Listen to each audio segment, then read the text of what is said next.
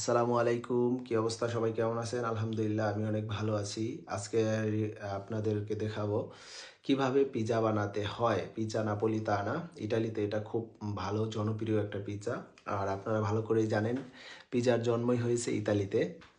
তো গাইস দেখুন কিভাবে পিজ্জা বানাতে হয়। আপনি ১ম এ একটা প্যারা নিবেন, এভাবে একটু বড় করবেন। আর এটাকে আমি চাইলে টেবিলের উপরেই পুরাটা শেষ করতে পারতাম। একটা প্লেটের সমান হবে, বড় একটা প্লেটের সমান, মোটামুটি মিডিয়াম প্লেটের সমান। তো এটা হচ্ছে আমি উপরের দিকে দিচ্ছি, কারণ হচ্ছে এটাকে একটু বড় করার জন্য। তো আপনি ২ থেকে ৩ বার দিলে এটা হয়ে যাবে। তারপরে এটাকে আপনি প্রসেসিং করতে থাকবেন। একটা পিজ্জা বানাতে হচ্ছে সর্বোচ্চ একটা পিজ্জা রেডি করতে ৪ থেকে ৫ মিনিট সময় লাগে।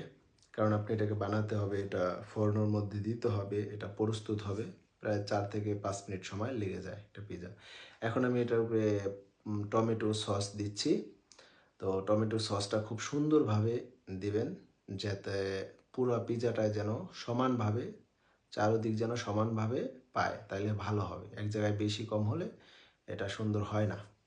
এখন আমি চিজ দিব, যে চিজগুলা সবাই জানেন। আর এই চিজগুলা সব কিছুই হচ্ছে দুধের তৈরি। তো এই দেশে এটা খুব বেশি, মানে এই দেশের যে কোনো খাবারের ভিতরে আপনি হচ্ছে দুধের উপস্থিতি পাবেন। খুব ভালো। উম, আর এরা মোটামুটি ঝাল খায় না। যারা অবশ্য বাংলাদেশে বানায় অবশ্যই ঝাল কিছু মিক্স করে অথবা খায়। তো এই দেশে ঝাল একদম জিরো, ঝাল খায়ই না। দুই একজন হয়তো বা খেতে পারে, আমি এখনো দেখিনি, ঝাল খায় না। তো আমি এই মানে চিজগুলা দিলাম, তারপরে এগুলো হচ্ছে মাংস। মাংস দিচ্ছি খুব সুন্দরভাবে পাতলা করে, এগুলা কাটা মাংস। দুই আইটেমের মাংস, কিছু মাংস দিলাম, উপকরণ দিলাম। এখন এই পিজাটা হচ্ছে আমি রেডি করব, যেই মেশিং বা ফর্ন বলে, ফর্নোর ভিতরে দেওয়ার জন্য। তো এখন এটা আমি ফর্ন, প্রথমে এই এটাকে বলে পাল্লেত্তা, এটার উপরে উঠালাম। এটাকে একটু বড় করে নেব হাত দিয়ে, তারপরে এটা বাস ফোড়নোর ভিতরে দিয়ে দেব। তো মোটামুটি ৩ থেকে ৪ মিনিটের মধ্যে এটা রেডি হয়ে যাবে পিজাটা।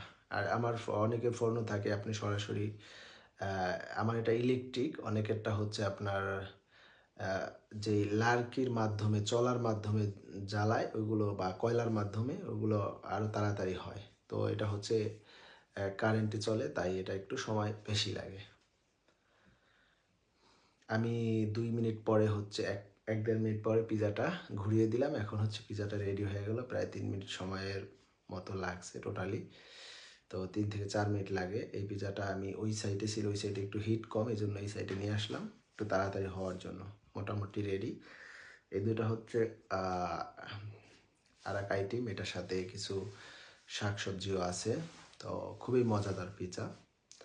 তো অবশ্যই যারা খাবেন অবশ্যই আমার এখানে চলে আসবেন। আর যারা হচ্ছে, আমি যেই শহরে থাকি আনকোনার পাশেই মাছরাতা, এই মাছরাতা যদি আসেন অবশ্যই আমার রেস্টুরেন্টে আসবেন এবং পিজা খেয়ে যাবেন। সবার দাওয়াত রইল। এটা হচ্ছে একটা আপনার ভুট্টা থেকে তৈরি একটা চিপসের মতো, এটা দিলাম। এখন উপরে দিতেছি, এটা হচ্ছে আপনার একটা লিমনে বলে এটাকে। এটা হচ্ছে খুব মজাদার একটা জিনিস। এটা হচ্ছে আরেকটা।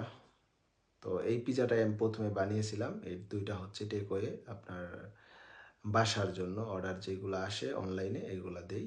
আর রাইটাররা এগুলা নিয়ে যায়। তো যাই হোক, সবাই ভালো থাকবেন। আর যারা পিজা খাবেন অবশ্যই আসবেন, দাওয়াত রইল। পিজা খুব সুস্বাদু একটা খাবার। সবাই চেষ্টা করবেন পিজা খাওয়ার জন্য। আল্লাহ হাফেজ।